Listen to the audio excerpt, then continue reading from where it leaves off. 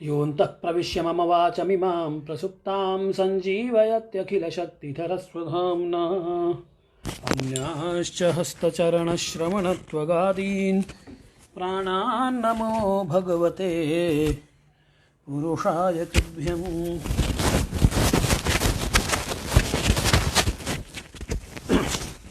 सर्वेभ्यो नमः।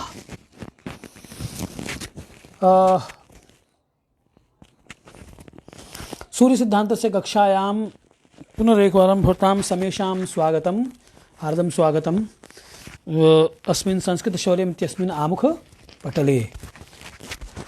मित्राणि, ह्यस्तनदिने कक्षा नाभूत्, सूचनापि दातुं समयः नासीत्, मध्ये तथा क्षेपकः आगतः, गृहकारज नाना जञ्जाला इति अस्माकं देशे तथा उच्यते। मित्राणि, सम्प्रति सूर्यसिद्धान्तस्य मध्यमाधिकारस्य महत्वपूर्णः प्रसङ्गः प्रचलति, अतः कृपया अवधानेन शृण्वन्तु। ये अत्र प्रायः ये प्रेक्षकाः सन्ति ते न्यूना एव सन्ति, मन्ये त एव सन्ति ये ज्योतिर्विदः वर्तन्ते, ये गणकाः सन्ति, ये केवलं ज्योतिषविद्यायामेव पठन्ति, त एव अत्र श्रोतारः दर्शकाः वा इति मन्ये। तर्हि मित्राणि, परिधिविषये चर्चा व्यधायि मया गतकक्षायां कि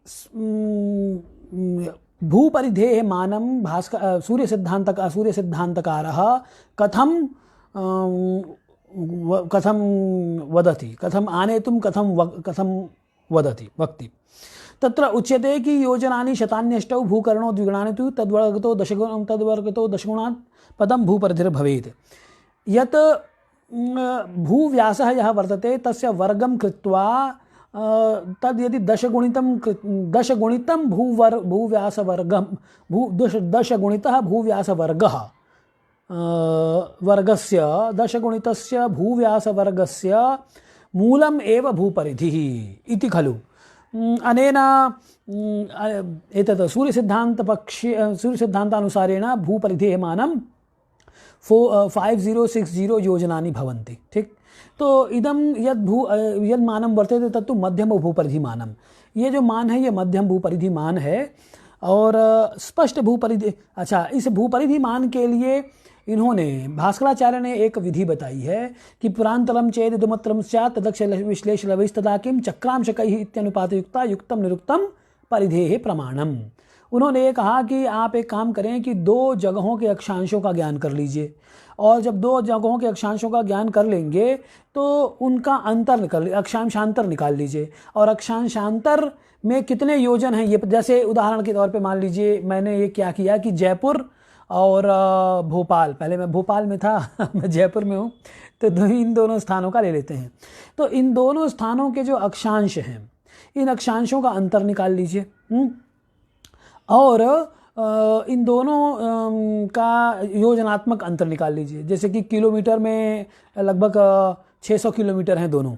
ठीक, तो अब यहाँ आपको एक ये करना होगा कि जयपुर का अक्षांश और भोपाल का अक्षांश,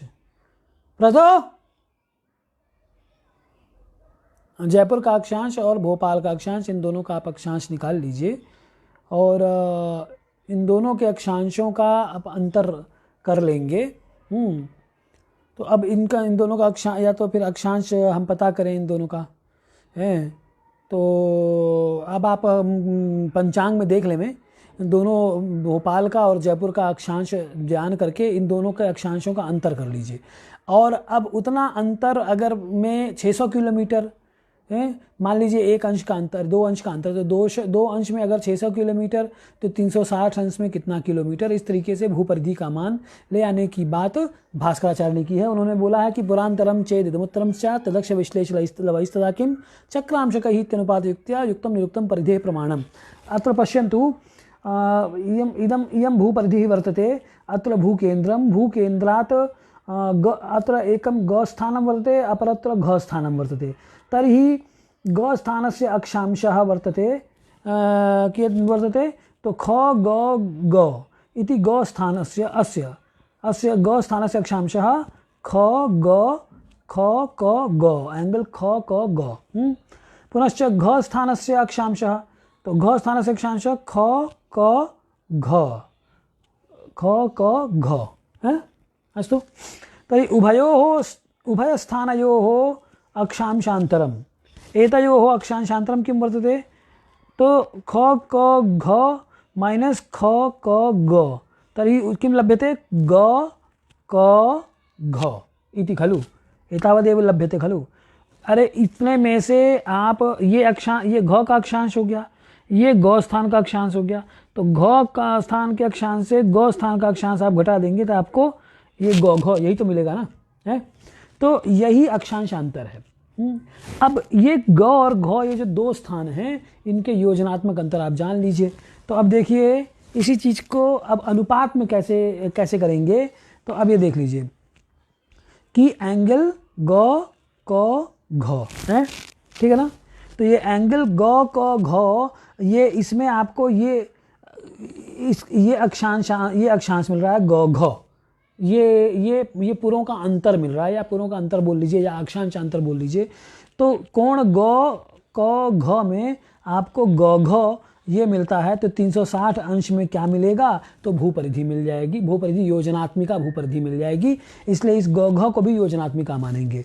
तो इसीलिए उन्होंने कहा कि भूपरिधि बराबर 360 गुणे पूरा अंतर, दो पूरों का अंतर बटे ये अक्षांश, ये ग क घ, ये इसका जो अक्षांश है ये ठीक है ना, कि इस अक्षांश में ये पुरांतर मिल रहा है, तो 360 अंश में क्या मिलेगा, अक्षांशांतर में यदि पुरांतर मिल रहा है तो 360 अंश में क्या मिलेगा। इसी को भास्कराचार्य कहते हैं पुरांतरम चेत इदम उत्तरम स्यात्, हैं, पुरांतरम चेत इदम उत्तरम स्यात् तदक्ष विश्लेष लवैस्तदा किम, पुरांतरम चेत इदम उत्तरम स्यात् तदक्ष विश्लेष, अक्ष विश्लेष लव, इसमें क्या मिलेगा, तो कि तदक्ष विश्लेष लवई ही तदा किम, कि अक्षांशांतर में अगर ये पुरांतर मिल रहा है तो 360 अंश में क्या मिलेगा, आपको भूपरिधि मिल जाएगी। ये भास्कराचार्य ने भूपरिधि निकालने का एक तरीका बताया। अब आप देख लीजिए कि आगे हम इसकी बात करेंगे। इसी बात को टीकाकार कपिलेश्वर कहते हैं, क्या कहते हैं कि यह भास्कर आदि भी एक याम्योत्तर रेखास्थ स्थानद्वयस्य अंतराल योजनमानम अक्षांशांतरालमानम च विज्ञाय, क्या किया कि एक ही याम्योत्तर स्थानद्वय, याम्योत्तर स्थानद्वय तो समझते हैं ना भाई, एक याम्योत्तर उत्तर ध्रुव और दक्षिण ध्रुव है, मान लीजिए ये है, देखिए ये है, अब इसमें नॉर्थ और साउथ पर कहीं लिखा नहीं है, मान लीजिए ये नॉर्थ है, ये साउथ है ना, ये है। तो अब देखिए ये इन्होंने ये बोला कि ये स्थानद्वय अक्षांशांतरेण, अब इन्होंने क्या कहा कि अब ये देखिए याम्योत्तर रेखा, एक याम्योत्तर रेखा पर स्थित देश कैसे आप जानेंगे, तो देख लीजिए ये मान लीजिए यहाँ कोई रह रहा है इस जगह पे, किस जगह पे, इस जगह पे रह रहा है। मैं एक देश बताए देता हूँ, इंडिया, भारत को ही ले लीजिए, ये भारत है और भारत में एक दिल्ली और एक हैदराबाद, अभी दिल्ली और हैदराबाद में चुनाव, दिल्ली में गर्मी चल रही है, हैदराबाद में चुनाव की है ना, तो दिल्ली और हैदराबाद इन्हीं दोनों को पकड़ लेते हैं। अब आप देखेंगे तो यहाँ देखिए ये दिल्ली है ये, और ये है हैदराबाद।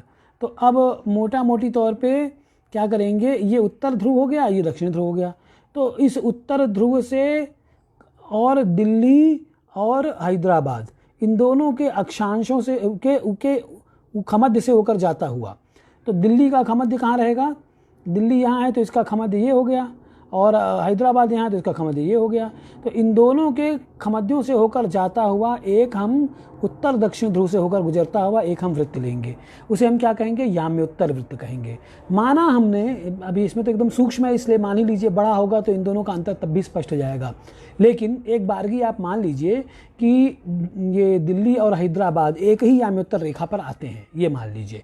याम्योत्तर रेखा पे आने के लिए शर्त क्या है कि जो खमध्य है, आपका जो खमध्य है उस खमध्य से होकर उत्तर और दक्षिण ध्रुव से होते हुए एक रेखा ले जाइए। आप उत्तर और दक्षिण ध्रुव से ले जाएंगे, उत्तर ध्रुव से ले गए, आपके खमध्य तक आई और फिर आपके खमध्य से होते हुए दक्षिण ध्रुव की ओर चली गई, ये याम्योत्तर रेखा हो गई। मान लीजिए कि दो लोग ऐसे पृथ्वी पर स्थित हैं कि वो एक ही याम्योत्तर रेखा पे आ रहे हैं, एक यहाँ आ जा रहा है, एक यहाँ आ जा रहा है। बात समझ में आ रही ना मेरी? फिर से मैं कह देता हूँ कि आप ये मान के चलिए, फिर से मैं याम्योत्तर रेखा को कह देता हूँ। देखिए, एक व्यक्ति, जैसे मैंने आपको बताया था कि ये दिल्ली है और ये आपका हैदराबाद है, ठीक। तो दिल्ली का खमध्य यहाँ है, हैदराबाद का खमध्य यहाँ है। हम क्या मानेंगे, हम ये मोटा मोटी मान लेते हैं कि दोनों का खमध्य एक ही याम्योत्तर रेखा पर होता हुआ जा रहा है, ठीक है। बात समझ में आ गई। और याम्योत्तर रेखा कैसे हमने बनाई कि खमध्य से होकर गुजरने वाली उत्तर दक्षिण ध्रुव को मिलाने वाली जो वृत्त है वो याम्योत्तर वृत्त कहलाएगा। तो हम यहाँ से ले गए तो वो पहले दिल्ली पे मिला और फिर आगे जाके हैदराबाद पे मिला और ऐसे एक ही याम्योत्तर रेखा बन गई। तो ये दो देश हमने ले लिए। तो स्थान, देश का मतलब यहाँ स्थान है, एक हमने ले लिया दिल्ली और एक हैदराबाद। अब इन दोनों का अक्षांश आप देखिए, ठीक। दिल्ली का कितना अक्षांश है और हैदराबाद का कितना अक्षांश है, इन दोनों का अक्षांश जान लीजिए भाई। मान लीजिए कि दिल्ली यहाँ पे है, दिल्ली का खमध्य ये हुआ और हैदराबाद का ये हुआ, तो इन दोनों का जो ये अंतर है ना, ये अक्षांशांतर, ये अक्षांशांतर में अब इन दोनों का क्या करेंगे, हम इनके किलोमीटर जान लेंगे। कि तो मान लीजिए कि दिल्ली से हैदराबाद का दूरी 1500 किलोमीटर है, 2000 मान लीजिए 2000 किलोमीटर है, और इन दोनों के बीच में अक्षांशों में अंतर आप मान लीजिए कि 10 अंश का है। तो 10 अंश में अगर 2000 किलोमीटर तो 360 अंश में कितना, इस तरीके से पृथ्वी की परिधि का आप ज्ञान कर लेते हैं, ठीक। एक तो ये बात इससे समझ में आनी है। तो इसी को उन्होंने भास्कराचार्य ने कहा कि पुरांतरम चेदिदमुत्रम स्यात् तदक्ष विश्लेषण अवेस्तदा किम चक्रांशकैः इत्यनुपात युक्त्या युक्तम निरुक्तम परिधेः प्रमाणम।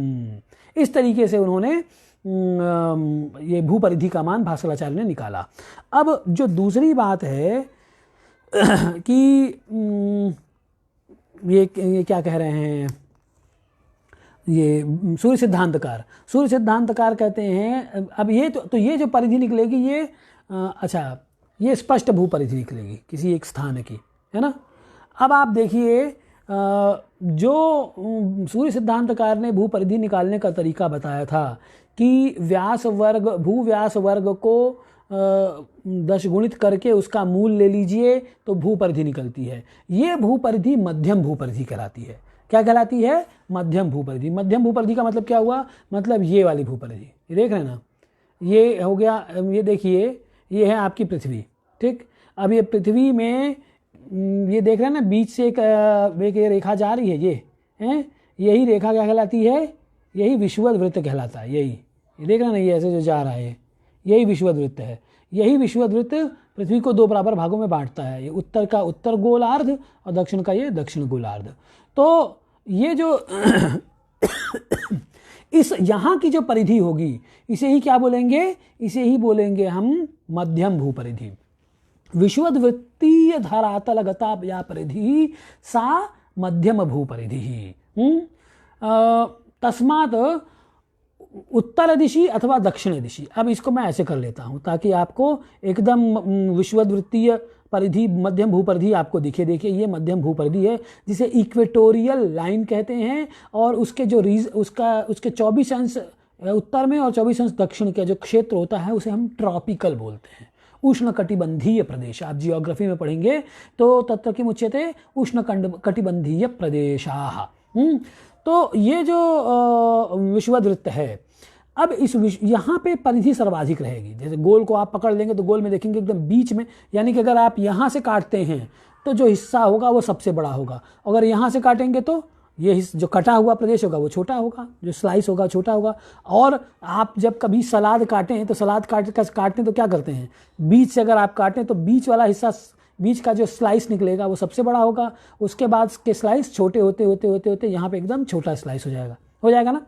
तो इसका मतलब क्या हुआ, इसका मतलब ये हुआ कि यहाँ जो विषुववृत्त में जो परिधि है ये सबसे बड़ी है, और उसके बाद की जो परिधियाँ हैं वो क्रमशः छोटी होती जाएंगी। यहाँ से काटेंगे, यहाँ की ये वाली परिधि लेंगे इसी का की, तो ये छोटी होगी, इससे छोटी यहाँ की परिधि, इससे छोटी यहाँ की परिधि, इससे छोटी यहाँ की परिधि, उससे छोटी यहाँ की परिधि, और एकदम जब ध्रुव चले जाएंगे तो शून्य हो गया, है ना।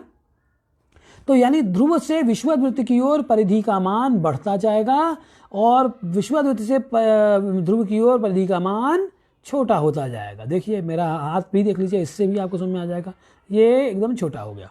ठीक, बात समझ में आ गई। तो इसी को आधार बना के आपको इस स्पष्ट भूपरिधि के साधन को समझना होगा। यत विषुवद्वृत्तीय धरातलगताया परिधि सा मध्यम भूपरिधि ततः स्वदेशीय धरातलगताया परिधिर्वर्तते सा मध्यम भूपरिध्यपेक्षया अल्पतरा एव भविष्यति। वो मध्यम भूपरिधि की अपेक्षा कम ही होगी। यथा यथा ध्रुवाभिमुखम कोपि गच्छति तथा तथा परिधिमानं क्षयिष्णुः भविष्यति, एवं यथा यथा विश्ववृत्ताभिमुखम कोपि गच्छति तर्हि परिधिमानं एधते वर्धिष्णुः भविष्यति। ठीक, बात समझ में आ गई। तो अब इसको हम कैसे निकालेंगे, क्योंकि जो उन्होंने मान सूर्य सिद्धांतकार ने मान बताया है वो पदम भूपरिधिर भवेत वाला, वो मध्यम भूपरिधि है और वो विषुवद्वृत्तीय धरातलगत परिधि है। अब मुझे मान लीजिए यहाँ पे इस जगह पे की परिधि जाननी है, दिल्ली की ही मान लीजिए, दिल्ली यहाँ पे बना हुआ है ना, तो दिल्ली की मुझे परिधि निकालनी है। तो दिल्ली की परिधि कैसी होगी, दिल्ली की परिधि आप ऐसे कर दीजिए, ये दिल्ली की परिधि जाएगी, दिल्ली से होते हुए जो जाएगी वो दिल्ली की परिधि हो गई, विश्ववृत्त से होकर जो जाएगी वो विश्ववृत्तीय परिधि होगी। तो ये जो विश्ववृत्तीय परिधि है ना, ततः अपेक्षया दिल्ली प्रदेश धरातलगताया भूपरिधि भविष्यति सा अल्पतरा भविष्यति, अपक्षीयमाणा भविष्यति, वो उससे कम ही होगी। अब इसका मान कैसे निकालेंगे, सवाल ये है। ठीक, तो अब इसके लिए सूत्र उन्होंने क्या कहा कि लंबज्याघ्नस्त जीवाप्तः स्फुटो भूपरिधिस्वकः तेन देशांतरा स्फुटो भूपरिधि स्वकः। देखिए पहले ही लाइन में स्फुट भूपरिधि यानी दिल्ली की परिधि हम कैसे निकालेंगे इसको उन्होंने क्लियर कर दिया। क्या कहते हैं, कहते हैं लंबज्याघ्नः त्रिजीवाप्तः, कि लंबज्या गुणितः और त्रिज्या आप्तः अर्थात त्रिज्या भक्तः।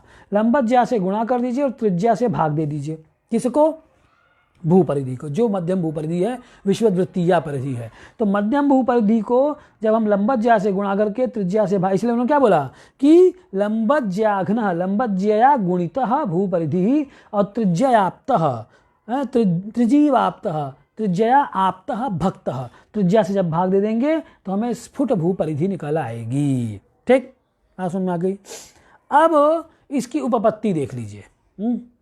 तो मैंने आपको ये चीज़ बताया कि भाई जैसे जैसे आप ध्रुवों की ओर बढ़ेंगे परिधि का मान कम होता जाएगा, और जैसे जैसे आप विषुववृत्त की ओर बढ़ेंगे परिधि का मान अधिक होता जाएगा। ठीक है ना। तो अब करना क्या है, लंबज्या और त्रिज्या का गुणा और भाग क्यों करते हैं मध्यम भूपरिधि में, इसको अब हमें समझना है। तो देखिए इसको मैं पहले इसमें पढ़ता हूँ। देखिए कहते हैं कि उपपत्ति अब सुन लीजिए कि सर्वैः एव आचार्यैः लंकायाः कुमध्ये परिभाषितत्वात् लंकादेशीयो भूः वृत्तपरिणाहो मध्यम भूपरिधि। सभी आचार्यों ने क्या बोला है कि लंका कुमध्ये वर्तते, यदि लंका कुमध्ये वर्तते चेत लंकादेशीय भूपरिधि ही मध्यम भूपरिधि। ठीक, लंका को हम मान लेते हैं अभी फॉर द टाइम बिंग कि लंका भूमध्य एकदम पृथ्वी के मध्य में, जबकि लंका अभी देखिए लंका प्रदेश यहाँ है, ये है। तो एकदम भू अभी वर्तमान में जो लंका है वो यहाँ पे एकदम, अगर एकदम भू पर के मध्य में होती तब तो एकदम यहाँ होती, विश्ववृत्त होती, लेकिन विश्ववृत्त से थोड़ा सा हटी हुई है लंका, है। तो पुराने समय में लंका विश्ववृत्त पर ही होगी भाई, जब वो तो द्वीप है ना, समुद्र में इधर से उधर होने में कितना वो लगता है, तो कुछ समय में हो गया होगा। बहरहाल तो कहना ये है कि अभी ये जो मान लीजिए कि ये विश्ववृत्त है, इसी विश्ववृत्त पर ही लंका है, क्योंकि प्राचीन आचार्यों ने लंका को कुमध्य माना है, पृथ्वी का मध्य माना है, पृथ्वी के मध्य में लंका स्थित है, ऐसा कहा। ठीक, तो सर्वैः एव आचार्यैः लंकायाः कुमध्ये परिभाषितत्वात्, लंका को कुमध्य में परिभाषित करने के कारण लंका देशीयः भूवृत्तपरिणाहः मध्यमो भूपरिधि, वो मध्यम भूपरिधि हो गई। स च भूकेन्द्रात् भूव्यासाद त्रिज्योत्पादितः निरक्ष देशीय पूर्वापर धरातलगतो भवति। अब देखिए, अब आपको क्या कहते हैं ये भूकेंद्र। अब भूकेंद्र कहाँ होगा? भूकेंद्र तो अंदर होगा ना। अब इसके अंदर तो छेद तो कैसे करें हैं? अब आपको ये समझ थोड़ा कल्पना करनी होगी। ये मान लीजिए पृथ्वी है, तो पृथ्वी का केंद्र तो पृथ्वी के अंदर ही होगा ना, एकदम ठीक। जब आप इसको मैं पेंसिल से या किसी चीज़ से वेध करेंगे तो बीच में जो केंद्र हो गया वो आप भूकेंद्र मान लीजिए। तो वो कहते हैं कि भूकेंद्र से, अब जब भूकेंद्र होगा तो जैसे मान लीजिए ये है, अब देखिए ये मान लीजिए पृथ्वी है, तो पृथ्वी है तो इसका केंद्र कहाँ होगा? यहाँ होगा बीच में कहीं, है ना, इस जगह पे। तो इस केंद्र से हम क्या करेंगे, एक परिधि तक एक हम रेखा ले जाएंगे, तो वो त्रिज्या हो जाएगी, केंद्र से परिधि तक जाएगी, तो है ना। केंद्र से भाई परिधि या केंद्र है, केंद्र से ये परिधि होगी, इस परिधि तक ले जाने वाली जो भी रेखा होगी परिधि, तो वो त्रिज्या कहलाएगी। तो मान लीजिए ये पृथ्वी है और पृथ्वी का ये केंद्र है, ये बीच में यहाँ पे केंद्र हो गया, तो इस केंद्र से जो परिधि तक जाएगी वो त्रिज्या हो गई। ठीक, तो वही वो कह रहे हैं। तो अब इसमें आप समझ लीजिए कि इसके अंदर जो भूकेंद्र है उस भूकेंद्र से परिधि तक है। अब लंका कहाँ पे हमने माना? लंका हमने मान लिया कि यहाँ पे है, ठीक, इस जगह पे, यानी एकदम विश्ववृत्त पे है। तो भूकेंद्र से हम क्या करेंगे, एक भूकेंद्रात भूव्यासाद त्रिज्योत्पादितः, अब वहाँ से एक रेखा ले जाएंगे जो कि लंका तक आएगी। ठीक, तो वो क्या हो जाएगी, वो त्रिज्या हो जाएगी। फिर क्या कहते हैं कि उससे उत्पादित, अब उसी को हम घुमा देंगे चारों तरफ, जो हम केंद्र से ले गए त्रिज्या, परिधि तक त्रिज्या, उसी त्रिज्या को घुमा देंगे, तो ये कि निरक्ष देशीय धरातल बन जाएगा, जिसे हम क्या कहते हैं, मध्यम भूपरिधि कहते हैं। ठीक है, अब इसी को कहेंगे हम क्या, इसी को क्या नाम दिया सूर्य सिद्धांत का कपिलेश्वर जी ने, ये ईलमग वृत्तम। मान लीजिए ये ईलमग, इस पे 4 स्थान हैं जिनको ईलमग वृत्तम उन्होंने बोल दिया। अब क्या कहते हैं कि कंदुकाकार गोलस्य मध्य देशात उभयत्र, अब मैंने पहले भी इस बात को कहा कि यह कंदुकाकार प्रदेशः भवति, तस्मिन् प्रदेशे मध्य देशात उभयत्र उत्तर दिशि दक्षिण दिशि वा क्रमशः परिधि अपचीयमानः भवति। तो गोल परिणाम, अब ये जो गोल है, ये गोल का ये जो परिणाम, यानी ये आप देखिए ये परिधि है, ये धीरे धीरे कम होती जाएगी और कम होते होते होते होते होते ध्रुवों पर एकदम शून्य समा हो जाएगी। तो वही कह रहे हैं कि मध्य देशात उभयत्र, तो चाहे वो उत्तर में हो और चाहे दक्षिण में हो, दोनों ही तरफ इसी स्थिति होगी कि ये धीरे धीरे कम होते होते होते होते यहाँ शून्य समा हो जाएगी, एकदम अपचीयमान होती रहेगी परिधि। तो वही वो कह रहे हैं कि मध्य देशात उभयत्र क्रमशः अपचीयमानो गोल परिणामः गोलांत देशद्वये। ये गोलांत देशद्वय क्या होंगे, एक गोल का अंत देश एक ये है और एक ये है, ये दोनों गोलांत देशद्वय हैं। तो गोलांत देशद्वये किम भविष्यति, शून्यत्वम उपयाति। गोल के अंत में, गोल के अंत जो देश हैं वहां पर परिधि का मान कितना हो जाएगा, शून्य हो जाएगा। ठीक, बातों में आ गई। तो मध्य परिधेय उभयत्र, तो इससे क्या अर्थ निकला, इससे यही अर्थ निकला कि मध्य परिधेय उभयत्र, कि मध्य, ये जो मध्यम परिधि विश्ववृत्तीय परिधि है, जो लंका देशीय परिधि है, इससे दोनों ही तरफ उत्तरोत्तरम क्षयिष्णु परिधि सुमेरु प्रदेशद्वये शून्य समो भवति। क्रमशः उत्तरोत्तर क्षयिष्णु जो भूपरिधि है, दोनों सुमेरु प्रदेशद्वये, चाहे यानी सुमेरु हो चाहे कुमेरु हो, इन दोनों स्थानों पर क्या हो जाएगी, शून्य समापरिधि हो जाएगी। एतेन स्वदेशे यद भूः परिणाममानं सह स्फुटो भरति भूपरिधि। इसलिए स्वदेश में जो परिधिमान होगा वो स्फुट भूपरिधि होगा। तो मैंने आपको वो उदाहरण दिया था दिल्ली का, कि ये दिल्ली मान लीजिए यहाँ है, तो दिल्ली वाली जो परिधि होगी वो ये कहलाएगी स्वदेशीय भूपरिधि। कौन सी होगी, दिल्ली से होकर जो जाएगी। बात समझ में आ गई। तो अब वो क्या कहते हैं, सच ध्रुव यष्टि भूबिंबयो योग रूपान मेरु मध्यात। अब देखिए मेरु का मध्य ये है, यही तो मेरु है ना, तो मेरु का मध्य क्या होगा, ये मेरु का मध्य हो जाएगा। इस मध्य से लेके उस मेरु मध्य को परिभाषित कैसे किया कपिलेश्वर जी ने, तो उन्होंने बोला कि ध्रुव यष्टि और भूबिंबयो हो योगः। अब देखिए इससे आप क्या कीजिए, यहाँ से ये जो एक छेद दिख रहा है और यहाँ एक छेद दिख रहा है। अब इन दोनों एक छड़ी, एक शलाका यहाँ से ले जाएं और उधर निकाल दीजिए आप, तो वही क्या कहलाएगी, ध्रुव यष्टि कहलाएगी। कि एक पतली शलाका लें हम और उस पतली शलाका को इधर से डालें इस तरफ से एक ध्रुव से, और ये दूसरे ध्रुव की तरफ जब आ जाएगी केंद्र से होकर जाने वाली, तो वही क्या कहलाएगी, ध्रुव यष्टि कहलाएगी।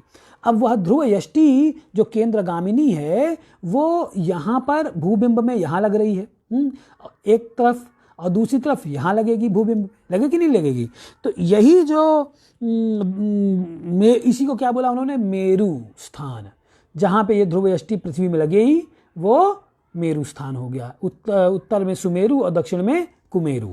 तो उन्होंने कहा कि ध्रुव यष्टि भूबिंबयो योग रूपान मेरु मध्यात, मेरु और स्वस्थान। अब स्वस्थान कहाँ है, तो स्वस्थान दिल्ली देखिए कहाँ पे है, तो स्वस्थान दिल्ली यहाँ पे है, ठीक, ये दिल्ली है। तो मेरु से और स्वस्थान यानी दिल्ली, अब मान लीजिए हमारा स्वस्थान दिल्ली है, तो मेरु से लेके और दिल्ली तक आप क्या करेंगे, उन्होंने बोला कि मेरु स्वस्थानांतराल योजना चापमान व्यासाधीन। तो मेरु से और दिल्ली तक का आप एक अंतर देखिए, यो चापात्मक अंतर ये हुआ। अब इस चापात्मक अंतर को, इसे ही योजनात्मक अंतर को उन्होंने क्या कहा कि जो उससे उत्पादित जो, अब इसी से यहाँ से ये जो चाप लगाया आपने मेरु से लेके और दिल्ली तक का, ये दिल्ली कहाँ है, ये है दिल्ली, तो मेरु से लेके दिल्ली तक का ये चाप लगा।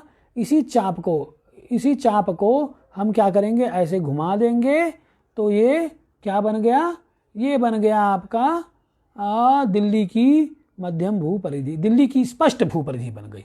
क्या बन गया, दिल्ली की स्पष्ट भूपरिधि, ठीक। तो अब इसी को उन्होंने बोला यथा उपकवृत्तम, है ना। और यह जो स्पष्ट भूपरिधि है ये मध्यम भूपरिधि के समानांतर ही रहेगी। क्यों समानांतर रहेगी, आप ये बात आप ऐसे भी समझ जाइए, जैसे मैंने पहले भी उदाहरण दिया था कि जब आप किसी भी गोल चीज़ को, खाद्य पदार्थ को काटते हैं तो जितने भी निकलेंगे स्लाइस वो सब समानांतर ही तो होंगे ना, उस स्लाइस के दोनों जो धरातल होंगे वो समानांतर ही रहेंगे। अभी इसी को मैं यहाँ से काटूं और फिर यहाँ से काटूं, तो ये पट्टी का आप देख लीजिए, इसमें पट्टियाँ भी इनफैक्ट बनी हुई हैं। ये आप ध्यान से देखेंगे तो आपको इसमें पट्टियाँ दिखेंगी। ये देखिए, ये पट्टियाँ हैं, ऊपर देख लीजिए। ये कैसे बताऊँ मैं, दिखाई दे रहा है नहीं दिखाई दे रहा है। ये हो गया आपका मध्यम भूपरिधि।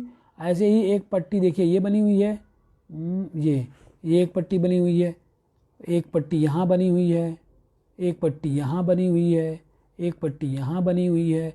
इस तरीके से अलग अलग पट्टियाँ बनी हुई हैं, और ये सारी पट्टियाँ क्या हैं, समानांतर हैं, कोई भी ऐसी नहीं है जो मिल रही हो।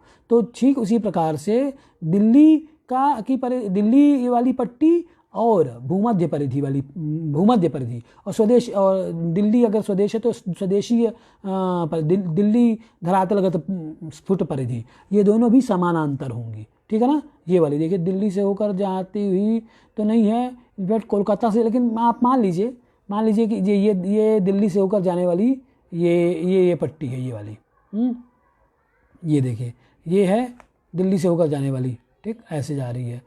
और ये क्या है, ये मध्यम भूपरिधि है जो कि विषुववृत्त से होकर जा रही है। तो ये मध्यम भूपरिधि और दिल्ली से होकर जाने वाली भूपरिधि, ये दोनों समानांतर हैं। समानांतर क्यों है, कारण क्या है, क्योंकि इन दोनों का पृष्ठीय केंद्र मेरु है, इसलिए तो एक पृष्ठीय केंद्र से को केंद्र मानकर अलग अलग त्रिज्याओं से बनाए गए जितने भी वृत्त होंगे वो सब के सब क्या होंगे, समानांतर होंगे, जैसे कि यहाँ पे हैं, ठीक। तो उन्होंने यही कहा कि ये दोनों के दोनों वृत्त समानांतर हो जाएंगे। तो ये स्फुट भूपरिधि हो गया आपका, ये दिल्ली वाली जो है वो स्फुट भूपरिधि हो गई, और ये लंका देशीय जो है ये मध्यम भूपरिधि हो गई। अब इसका हम आनयन कैसे करें, सवाल ये है। जब स्फुट भूपरिधि आप जान गए तो कहते हैं यस्य स्वपृष्ठ स्थानात् ध्रुवयष्टि उपरि कृता लंब रेखा। अब हम क्या करेंगे, जहाँ दिल्ली है ना, उस दिल्ली से ध्रुवयष्टि पे, ध्रुवयष्टि कौन सी होती है, ध्रुवयष्टि मैंने आपको बताया था कि यहाँ इस ध्रुव से लगाइए और इस ध्रुव पे निकाल दीजिए, तो केंद्र से होकर जाने वाला है वो ध्रुवयष्टि कहलाएगा।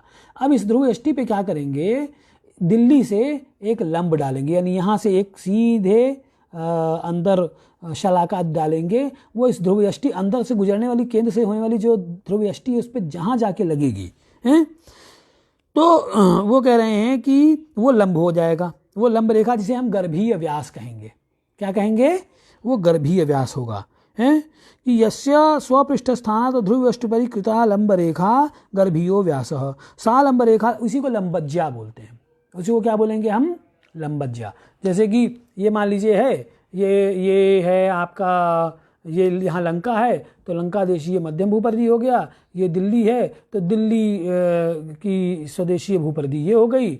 अब हम यहाँ से इस ध्रुव यष्टि पर एक क्या करेंगे? लंब डालेंगे। तो यहाँ से दिल्ली से लंब डालेंगे तो दिल्ली से लंब सीधे ऐसे ही पड़ेगा, ये ऐसे होते हुए, और वो इस ध्रुव यष्टि पे आगे लग जाएगा। तो ये जो लंब इस दिल्ली से, देखिए मैं लगा के दिखाता हूँ एक लंब, ये मान लीजिए ये लंब पड़ा और ये लंब ऐसे जाके दिल्ली से होता हुआ इस ध्रुव यष्टि पर ऐसे लगा। ये ध्रुव यष्टि है, इस ध्रुव यष्टि पर ऐसे ऐसे लग गया ये ध्रुव यष्टि पे। ठीक, ध्रुव यष्टि ऐसी रहेगी ना, ध्रुव यष्टि कैसी रहेगी? ध्रुव यष्टि ऐसी रहेगी, ऐसी। और इस ध्रुव यष्टि पर क्या होगा? एक लंब इधर से लगाता हूँ मैं, ये देखिए ये है, ये ठीक, ये ध्रुव यष्टि और ध्रुव यष्टि पर इस स्थान से एक लंब डाला हमने, तो यही क्या होगा? गर्भीय व्यास, इसे ही लंबज्या बोलेंगे। यही क्या कहलाएगी? यही यहाँ से लेके इस स्थान से लेके जहाँ से हमने जिस पृष्ठ से दिल्ली से हमने डाला था, दिल्ली से ध्रुव यष्टि पर पड़ा हुआ ये लंब। ठीक, बात समझ में आ गई? तो उन्होंने कहा कि ये तो हो गया आपका लंबज्या। स्वस्थान ध्रुवस्थानयोः अंतरस्य लंबांश परिभाषितत्वात्। क्यों? क्योंकि स्वस्थान और ध्रुवस्थान इनके बीच का जो अंतर होता है उसे हम क्या बोलते हैं? लंबांश बोलते हैं। तो अब देख लीजिए, इसको इसमें भी कह देते हैं। कहाँ गया ये? अब देखिए क्या है कि ये ध्रुवस्थान है और ये हो गया आपका स्वस्थान। तो स्वस्थान, ध्रुवस्थान और स्वस्थान, इसके बीच का जो अंतर है इसे हमने क्या बोला? लंबांश। ठीक, स्वस्थान और ध्रुवस्थान का, ये ध्रुवस्थान है, ये स्वस्थान है। तो अच्छा, तो इसका ये जो अंतर है ये लंबांश होने के कारण इससे जो ज्या गिरेगी, जो हम लंब डालेंगे जो ध्रुव यष्टि पे गिरेगी, उसे हम लंबज्या बोलेंगे, जैसे कि मैंने अभी करके दिखाया आपको। तो वो लंबज्या हो जाएगा। क्यों? क्योंकि मेरु स्थान और स्वस्थान के बीच के अंतर को हम लंबांश बोलते हैं। तो इस चापात्मक दूरी जिसे हम, इस चाप को जिसे हम लंबांश कह रहे हैं, उसकी ज्या लंबज्या। ठीक, बात समझ में आ गई? फिर कहते हैं स्वस्थान ध्रुवस्थानयो यंत्र वेद विदिना ध्रुवोन्नतिर या नतिश्च भवतोक्ष लंबक। अब देखिए, तो ये लंबांश हो गया। अच्छा, अक्षांश कहाँ होगा? तो आप इसका जो क्षितिज होगा, अब इसका क्षितिज कहाँ होगा? अब एक बात आप जानते हैं कि विषुवत वृत्त का क्षितिज क्या है? ये ध्रुव से होकर जाने वाला, ये विषुवत का क्षितिज है। ठीक, ये विषुवत का क्षितिज क्या हुआ? तो विषुवत का क्षितिज है ये ऐसे, ये विषुवत का क्षितिज होता है यहाँ वाले का। तो इसका क्षितिज कहाँ होगा? इसका क्षितिज थोड़ा सा नीचे हो जाएगा, तो वो यहाँ से होता हुआ जाएगा। ठीक, ऐसे यहाँ से होता हुआ जाएगा। तो यानी क्षितिज हो गया, इसका क्षितिज हो गया नीचे। तो क्षितिज से ध्रुव तक की मेरु स्थान की जितनी ऊंचाई है यही अक्षांश कहलाता है। और मेरु स्थान से जो खमध्य है, इस खमध्य की ऊंचाई क्या कहलाएगी? दिल्ली का खमध्य। दिल्ली का खमध्य हो गया ये। तो दिल्ली के खमध्य से मेरु तक लंबांश हो गया, और दिल्ली का जो क्षितिज है ये, इस क्षितिज वृत्त से मेरु तक की दूरी अक्षांश हो गई। ठीक है ना, बात समझ में आ गई? ये अक्षांश दिल्ली के क्षितिज से मेरु तक अक्षांश, और मेरु से लेके दिल्ली के खमध्य तक लंबांश। तो लंबांश होने के कारण उससे जो लंब गिरेगा वो लंबज्या कहलाएगी। बहुत साधारण सी बात है। ठीक, तो उन्होंने फिर वो क्या कहते हैं, तो ये लंबज्या क्या हो गई? ये लंबज्या ही कोटि हो जाएगी, है ना। और पृष्ठस्थान भू केंद्रात पृष्ठस्थानावधि। अब देखिए, तो ये हो गई। अब यहाँ से जो कुछ देखिए मेहनत करनी पड़ेगी आपको, कुछ एज्यूम करना पड़ेगा, कुछ कल्पना अनुमान करना पड़ेगा, तब चीज़ें ज़्यादा समझ में आएंगी। इसलिए थोड़ा मेहनत कीजिए, जितनी मैं मेहनत कर रहा हूँ उतनी अगर आप मेहनत करें तो बड़ा आनंद आएगा। देखिए, मैं अब इन चीज़ों को ऐसे दिखाता हूँ। ये देखिए, ये है, और एक ये, और इसको मैं फिर बताऊंगा भी आपको। ये देखिए ये है, तो ये क्या है, ये वाला जो है ये हो गई आपकी ध्रुव यष्टि, ठीक। ये मेरू, यहाँ पे ये मेरू है इस जगह पे है, ये केंद्र से होता, ये यहाँ पे केंद्र है, ठीक है। तो ये केंद्र से होता, ये केंद्र यहाँ पे हो गया। अब इस भूकेंद्र मान लीजिए है, तो इस भूकेंद्र से, और यहाँ पे दिल्ली है, भूपृष्ठ पर यहाँ दिल्ली है, तो भूकेंद्र से दिल्ली तक ये आप ले गए, ये त्रिज्या हो गई, यही भूकर्ण हो गया। और इस दिल्ली से आपने इस ध्रुव यष्टि पे लंब डाला, ये, तो ये आपका जो ये लंब पड़ा, ये क्या हो गया, ये लंबज्या हो गई। ये त्रिज्या, ये लंबज्या है, ठीक। और ये भी इन दोनों का जो अंतर है, इस त्रिज्या का और इस लंबज्या का अंतर ध्रुव यष्टि पे, ये क्या कहलाएगा, भुजज्या कहलाएगी, ठीक। बात समझ में आ गई? तो बात क्लियर है ना? तो उन्होंने क्या बोला, देखिए कि भूकेंद्रात पृष्ठस्थानावधि भूव्यासार्ध तुल्या रेखा कर्ण, दिल्ली का पृष्ठस्थान ये हो गया, भूकेंद्र ये है, तो भूकेंद्र से दिल्ली पृष्ठस्थान तक भूकर्ण हो गया, पृष्ठस्थानावधि व्यासार्ध तुल्या रेखा, इसे भूप्री कहा, इसे क्या कहा, भूप्री, जो दिल्ली भूपृष्ठ दिल्ली पर आया है। फिर उसके बाद क्या कहते हैं कि भूकेंद्रात कोटि मूलावधि, मध्य भूकेंद्र से लेके कोटि के मूल तक। अब ये कोटि है, ये तो कोटि हुई ना, कि दिल्ली के पृष्ठ से लेके आपने इस ध्रुव यष्टि पे जो लंब डाला था, तो ये और ये कोटि गिरी, और ये कोटि का मूल यहाँ पे, जहाँ पे मैं बार बार लड़ा रहा हूँ, ये कोटि का मूल है, इस जगह जहाँ पे मैं बार बार से रेड वाली पेन को लगा रहा हूँ, इस पेन पर, और ये ध्रुव यष्टि पे लगा रहा हूँ, तो यहाँ से लेके और इस केंद्र तक क्या हो जाएगी, तो भूकेंद्रात कोटि मूलावधि मध्यस्फुट परिधि द्वय केंद्रांतरम भुजः भूके, यही भूके है, यही क्या हो गया, भूके, ये भू, ये यहाँ पे के, ठीक। और अस्मिन भूप्री हो गया, भूके हो गया, अस्मिन भूप्री के जाते त्रिभुजे प्री के भू 90 डिग्री। अब इसमें प्री के भू, अब देखिए इसको मैं इधर चित्र बना के दिखा देता हूँ, पकड़े पकड़े हाथ में भी दर्द होता है। ये देखिए इधर चित्र बना हुआ है मैंने, लेकिन अब ये जो चित्र है ये विज्ञान भाषा से लिया हुआ है, तो इसको बेटर ये है कि मैं करके दिखा दूँ, करके दिखाना ज़्यादा सही रहेगा। तो इसको कैसे समझा, अब देखिए यही चीज़ है, ये मध्यम भू परिधि हो गई जो कि लंका देशीय परिधि है, और ये थोड़ा ज़्यादा दूर हो गई, तो दिल्ली तो नहीं कहलाएगा ये, है ना। यहाँ तो आप मान लीजिए कि साइबेरिया है, साइबेरिया की परिधि हो गई ये, तो साइबेरिया की परिधि ये हो जाएगी, और मध्यम भू परिधि ये गई, ठीक। तो अब पृष्ठ से केंद्र तक ये देखिए ये है ना, ये कर्ण हो जाएगा, और उसके बाद ये लंब हो जाएगा, और ये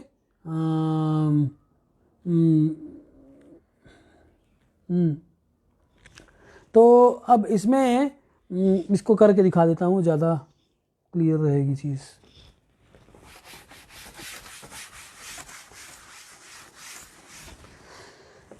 तो ये क्या कहते हैं कि भू परिधि इस प्रकार से, त्रिज्या में अगर लंबज्या मिलती है, तो कि भू व्यासार्धेन भू परिधि तथा स्फुट भू परिधि, भू व्यासार्धेन भू परिधि तथा स्फुट भू परिधि व्यासार्धेन किम, तो इस तरीके से स्फुट भू परिधि व्यासार्धेन से स्फुट भू परिधि व्यासार्ध के लिए आपको भू परिधि, मध्यम भू परिधि में लंबज्या का गुणा करके त्रिज्या का भाग देना होगा, तो आपको स्पष्ट भू परिधि मिलेगी। क्या कहते हैं, देखिए यदि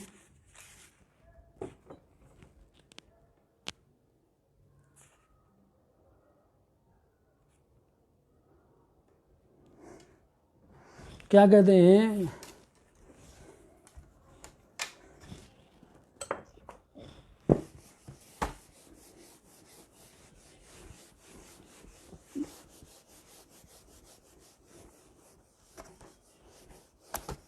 अब ऐसा है ना कि गणित को एक साथ प्रदर्शित कर पाना एक कठिन काम है, क्योंकि उसको उसी हिसाब से अब सामने या तो बैठा हुआ व्यक्ति उसको पढ़ता रहे तब तो चीज़ समझ में आती हैं, बोलना समझ में नहीं आती हैं। तो इन्होंने क्या कहा कि एक तो कर्ण है, तो ये भू केंद्र मान लीजिए, एक ये बना ही लेते हैं, एक ये छोटा सा ये भू हो गया, ये स्थान हो गया, इस स्थान से ध्रुव यष्टि पे लंब गिराया आपने और ये बन गया आपका। तो ये भू और प्री ये पृष्ठ स्थान है, तो ये भू प्री आपका कर्ण हो गया, ठीक। और पृष्ठ स्थान से इस ध्रुव यष्टि पे जो आपने लंब डाला, जिसे लंबज्या है, ये कोटि हो गई आपकी, ये कोटि है, लंबज्या जिसे आप बोल रहे हैं लंबज्या। और ये इन दोनों परिधियों का यहाँ मध्यम परिधि होगी, क्योंकि ये विश्वद्वृत्त से होकर आएगी सीधे, और ये स्वदेशीय परिधि है। इन दोनों का जो अंतर होगा यही क्या हो जाएगा, भुजज्या, ठीक। बात समझ में आ गई। तो अब ये भू, तो हम यहाँ लिख देता हूँ, भू प्री बराबर कर्ण है, और प्री के ये बराबर लंबज्या ये बराबर हो जाएगा कोटि है, और के भू ये बराबर हो जाएगा भुजज्या, ये बराबर भुजा, ये भुजा के बराबर हो गया, ठीक। ये चीज़ें ये क्लियर हो गई। तो अब वो कहते हैं अब इस जातीय त्रिभुज में प्री के भू, अब ये देखिए इसमें प्री के भू ये 90 डिग्री का है, ये जातीय त्रिभुज हो गया। ये जातीय त्रिभुज है ना, जातीय त्रिभुज किसे कहते हैं, जिसमें एक कोण 90 अंश का हो, तो वो जातीय त्रिभुज हो गया। यहाँ पे 90 अंश का कोण ये के वाला है, प्री के भू ये 90 अंश का कोण है, क्योंकि ये लंबज्या सीधे गई थी ध्रुव यष्टि पे, तो 90 अंश का कोण बन जाएगा। तो ये प्री के भू 90 डिग्री है। और प्री भू के ये क्या है, ये लंबांश है, लंबज्या का जो चाप है वो लंबांश कहलाएगा। ये यहाँ से यहाँ तक ये क्या है, ये ध्रुव स्थान है ना आपका, ये ध्रुव स्थान है, और ये हो जाएगा आपका, देखिए इस तरीके से इसका क्षितिज कैसे जाएगा, ये इस प्रकार इस स्थान का ये क्षितिज हो गया। तो यहाँ ये क्षितिज है, तो क्षितिज से लेके ये जो ध्रुवक्षी ये जो हिस्सा है, ये क्या कह रहा है, ये क्या हो जाएगा, देखिए ये तो ये क्या हो जाएगा, ये अक्षांश हो जाएगा, है ना। और ध्रुव से लेके पृष्ठ तक ये क्या हो जाएगा, ये लंबांश हो जाएगा, है ना, ये लंबांश है यहाँ से लेके यहाँ तक, ठीक।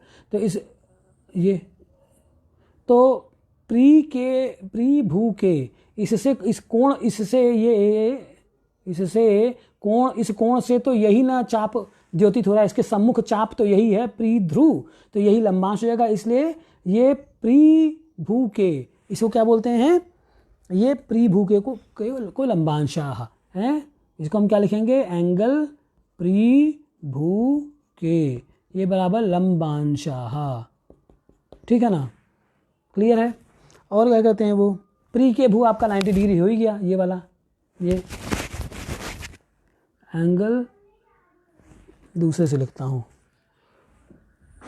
एंगल प्री के भू ये बराबर कितना हो गया, ये है आपका 90 डिग्री, ठीक। अब वो क्या कहते हैं, देखिए के प्रीभू अक्षांशाह, के प्रीभू ये वाला, तो ये क्या हो जाएगा, ये लंबांश की कोटि, तो लंबांश की कोटि यानी ये है, ये वाला, ये जो है ना, ये इसलिए क्या कहा, के प्रीभू, इसके सम्मुख, इस कोण के सम्मुख भुजा ये हो गई, तो ये के प्रीभू ये लंबत, ये अक्षज्या कहलाई, तो हम इसको अक्षांश, इसका जो चाप होगा उसे हम अक्षांश कह देंगे। तो क्या हो जाएगा, एंगल के प्रीभू ये बराबर अक्षांशाह, ठीक, बात समझ में आ गई। तो अतः यदि त्रिज्या भू व्यासार्धम, त्रिज्या ये एंगल के, अब देखिए ये त्रिज्या है, त्रिज्या भू व्यासार्धम प्रीभू, प्रीभू त्रिज्या। ये त्रिज्या मतलब कि 90 डिग्री के 90 डिग्री के चाप को, 90 डिग्री की ज्या को क्या बोलेंगे? ये इसको, इस 90 अंश की ज्या को त्रिज्या ही तो बोलेंगे ना। इसीलिए देखिए ये त्रिज्या है ना, इसको त्रिज्या क्यों बोलते हैं? इसको त्रिज्या इसीलिए बोलते हैं क्योंकि ये 90 अंश के कोण की सम्मुख भुजा है। तो 90 अंश के कोण, 90 अंश मतलब 3 राशि, तो 3 राशि की ज्या, 90 अंश का मतलब कितना हुआ? एक राशि में 30 अंश, तो 90 अंश में 3 राशि हो जाएगी। तो 3 राशि की ज्या होने के कारण से त्रिज्या कहते हैं। इसलिए 90 अंश के सम्मुख का जो ये भुजा होगी उसे हम क्या बोलेंगे? त्रिज्या बोलेंगे। ठीक, तो इसीलिए अच्छा, तो चूंकि इसके सम्मुख ये त्रिज्या है, प्रीभू त्रिज्या है, तो इस, जिसे कि हम कर्ण भी बोल रहे हैं, तो इस त्रिज्या के सामने का सम्मुख जो कोण है ना, ये, इसको भी आप एंगल के, इसको भी आप त्रिज्या का कोण कह सकते हैं। ठीक ठीक, तो कह रहे हैं कि यदि त्रिज्या भू व्यासार्धम, यानी एंगल के, इसके द्वारा आपको ये भू व्यासार्ध मिलता है, तो लंबज्या के द्वारा क्या मिलेगा? प्रीभू के, यानी इसके द्वारा क्या मिलेगा? ये कह रहे हैं वो, है क्या कह रहे हैं? ये बोला उन्होंने कि यदि एंगल के, देखिए एंगल के, ये एंगल के